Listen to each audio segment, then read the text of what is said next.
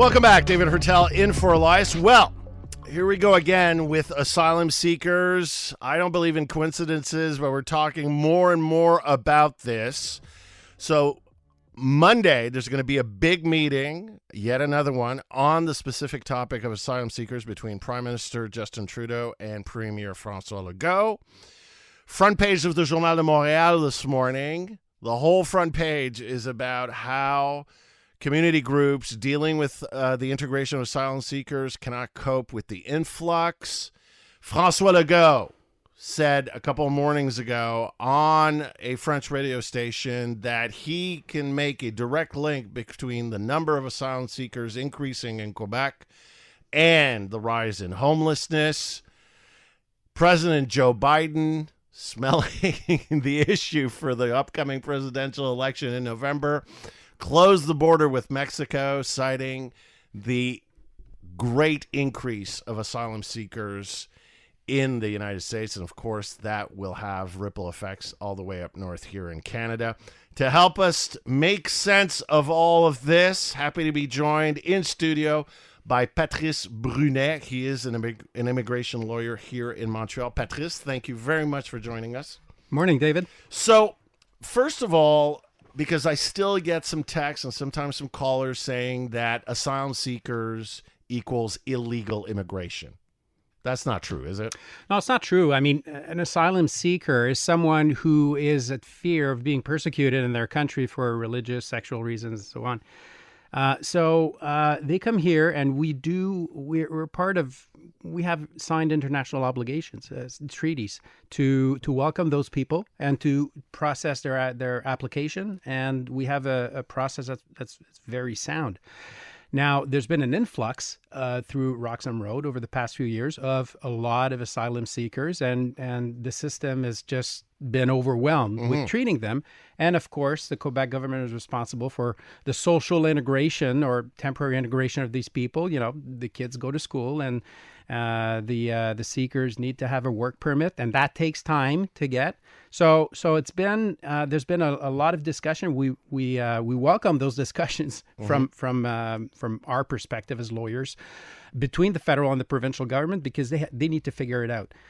Canada has obligations to process those applications. A lot of those people are at fear of persecution, and if we send them back to their country, they're going to die or be maltreated. So we don't want that as Canadians. By the same token, Quebec has received a disproportionate portion of those seekers compared to the other provinces in Canada. And I think that Premier Legault was correct in calling out Justin Trudeau on this and saying, listen, I mean, we need to spread this out across the country. Sure, the seekers can come in, but Quebec doesn't necessarily have to be a province of destination. Could be another province as long as Canada welcomes them and processes their application. If they're rightful in their application, then they can stay in Canada. So I think that those discussions are healthy. They need to continue, and they need to take place not necessarily in the public space, but also in the private space, because then you get those emotions flare up with the population. And that's where we have to be careful, because a lot of those people, they're simply asking for peace. They're asking for their life. And I think that as Canadians, we all agree that we need to be respectful of those people. No, I totally agree with you. And on that aspect of the debate, I agree with the CQ government. It would be hypocritical for me not to agree, because when I was immigration minister, I asked for exactly the same things. And it is true that while closing Roxham Road has not decreased the number of asylum seekers coming in, it has had a positive impact on what you're saying about redistribution of asylum seekers. When I was immigration minister, 90% of all asylum seekers coming to Canada went through Quebec. Now, 51% in Ontario, 37% in Quebec, according to the latest statistics. Yet, up until June 6th, we're well on our way to another record year in terms of the number of asylum seekers in the country, so also in Quebec. So, knowing all of that, and what you're saying about having the conversations, what needs to happen on the federal side? Because my perspective has always been Justin Trudeau has been simply ignoring the key issue here, which is putting the resources to actually go through all these asylum requests. Because right now, and you have the latest numbers, I'm sure, because I was under the impression that a whole process to have your claim administered by IRCC is like 5 years. Am I in the ballpark here? You're pretty much in the ballpark, yeah, especially when you're considering the appeals. I mean, there's two things that has to be fixed by the federal government. Is first of all, issue work permits as soon as those people lay their claim for asylum, because every week that they don't have a work, and the vast majority of them just want to be put to work as soon as they're here. They don't come here to work, but if you don't give them the work permit, they can't work and they can't do anything. So they end up on social welfare, and that's Quebec. You're kicking the ball into Quebec's court, because then Quebec has to pay them social assistance. But they don't want that. But they're condemned to do it, and sometimes it may take a few months to get the work permit. So that's the first thing where that's an easy one. It's a no-brainer. That's a no-brainer. Just to have the resources, issue the work permit, and have them work while their claim is being analyzed. Second thing is beef up the IRB, the Immigration Refugee Board, and have more deciders and have a decision within 3 months. Because the problem that we have with those asylum seekers after a few years, when the process takes too long. Well, these people get integrated into society, of course, and as they should. Yeah. They may find a spouse. They may have kids. They learn French. They learn they do, and that's a good thing. They integrate. So their kids go to school and they're integrated. Yeah.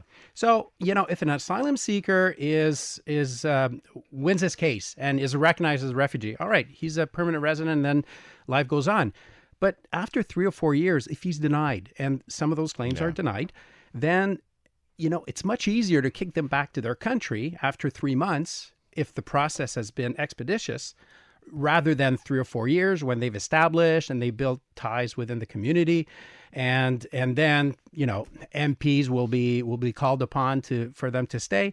And I don't think it's the right message we're sending to the international community, is to come in because we have a slow process, and then at the end, HNC, humanitarian compassionate grounds, will prevail.